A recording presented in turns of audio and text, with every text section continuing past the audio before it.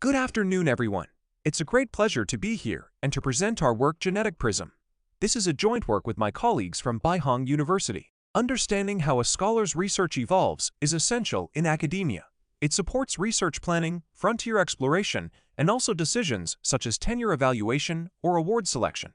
However, most existing platforms still rely on numerical indicators too abstract to capture real research evolution. Our goal is to go beyond such indicators and provide a structured, intuitive view. In this talk, I will introduce GeneticPrism and explain how it extends our earlier system, GeneticFlow.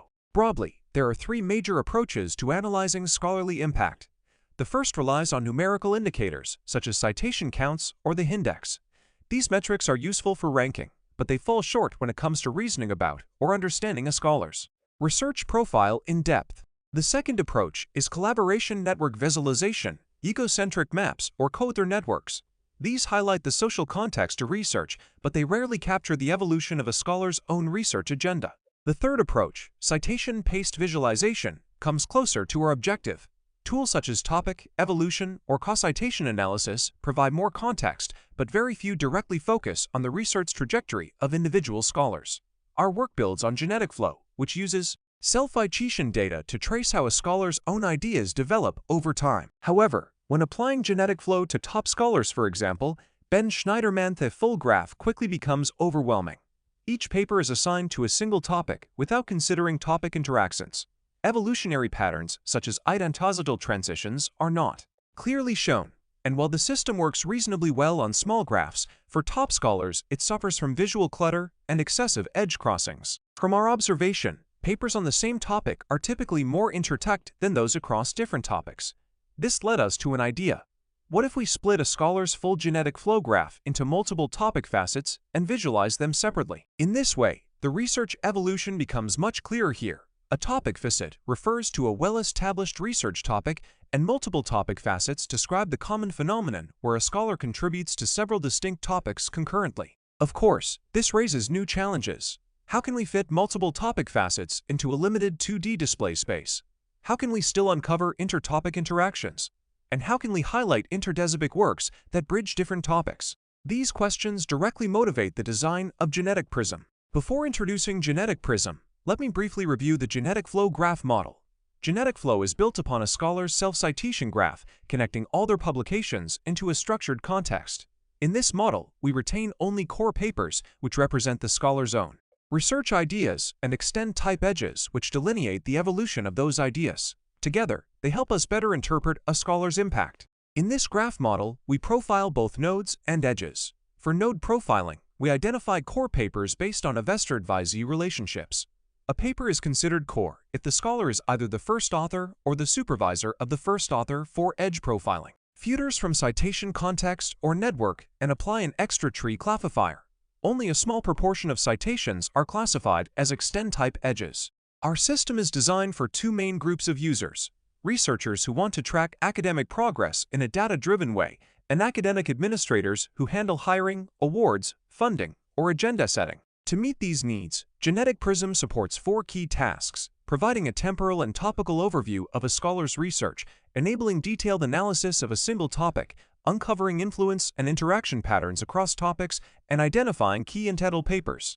All these steps are integrated into a pipeline. First, tracing academic data, then constructing genetic flow graphs, next, applying topic modeling, and finally, slicing the graphs into subgraphs for visualization. This pipeline forms the foundation for GeneticPrism. For topic modeling, we use the topic pipeline. We first learn topic clusters from titles and abstracts, then assign each paper to up to 3 topics based on similarity above a threshold. Finally, we partition a scholar's GF graph into multiple topic subgraphs where some interdisciplinary papers naturally appear across multiple subgraphs. Here is the system interface. It includes several panels: a controller for system and configuration, a scholar demographics panel, a topic interaction panel, the main visualization panel for GF graphs, and a detailed paper list panel. All these components are integrated within our portent's online application. Now let me introduce GeneticPrism. It is designed to simultaneously accommodate multiple topic facets using a 3D prism metaphor. Each side of the prism represents a per-topic subgraph flows. The top view, a chord diagram, shows intertopic citation influences from the side views. We see topic-specific GF subgraphs, where the vertical axis encodes time. The prism metaphor also mimics a cultural monuments symbolizing the multifaceted and papdanal contributions of scholars. We also develop GeneticScroll, which resembles a traditional scroll painting. It highlights the detailed and unfolding narrative of a scholar's research on a specific topic and its outreach.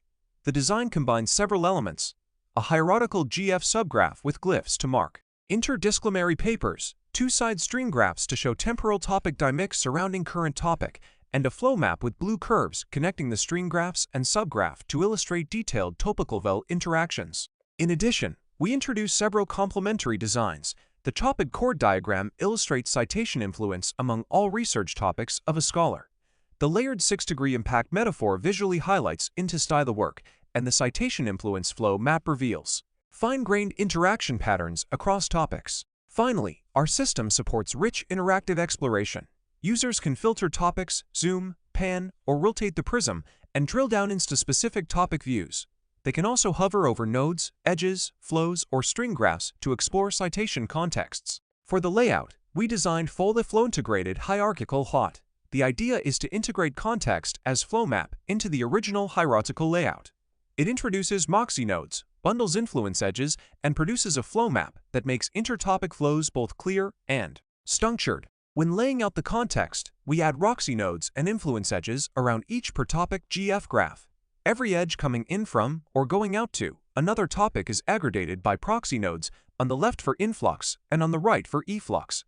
We then apply the Shuji-Jama layout to arrange both the central graph and its context.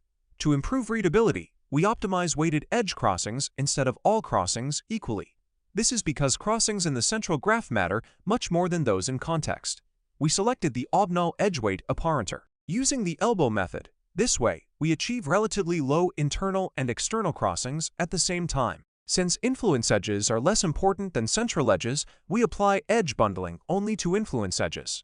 This effectively reduces clutter while keeping the central graph highlighted. The process merges adjacent dummy nodes together and then adjusts the control points of B. Zizzer curves to create a Sankei-style diagram. For example, when a path A is split into two subpaths B1 and B2, if left unadjusted, they would overlap. By carefully adjusting the control points, we can clearly separate them, producing a visually clean and informative flow map. In the evaluation, we conducted both user studies and case analyses.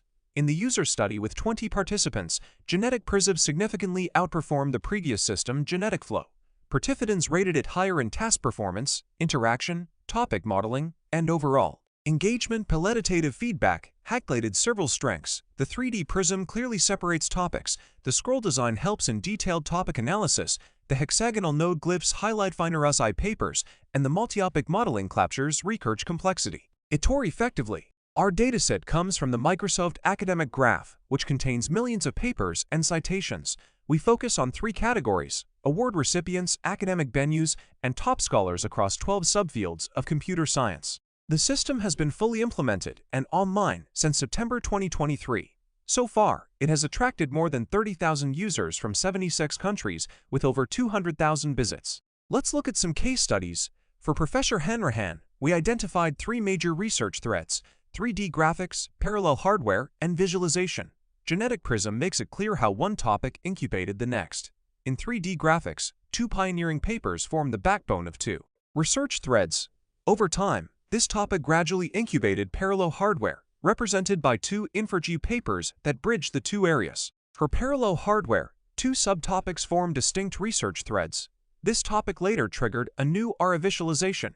2 InfraG papers provide a key clue to how the well-known Polaris visualization system was developed. In the visualization topic, we find 7 publications centered on Polaris, forming the core of Hanrahan's later contributions in this direction. For Professor Stonebreaker, the database topic dominates his career. We can clearly see 3 major periods: ING-RES, Postgres, and commercial DBMs. This matches perfectly with the Deptan award statement, all tightly connected with the central database thread. We also studied the Graph Drawing Symposium. Among 344 high-impact GD papers, 11 distinct topics emerged. The backbone force-directed topic alone accounts for half of all papers. Interestingly, more than half of these papers are multicolored, indicating infratust applications of force-directed methods. Yet the very highest impact papers tend to be single-colored, highlighting their role in driving core scientific advances. On Scoutable, we perform both complexity and efficiency analyses. The barycenter method used in node reordering has theoretical complexity up to cubic.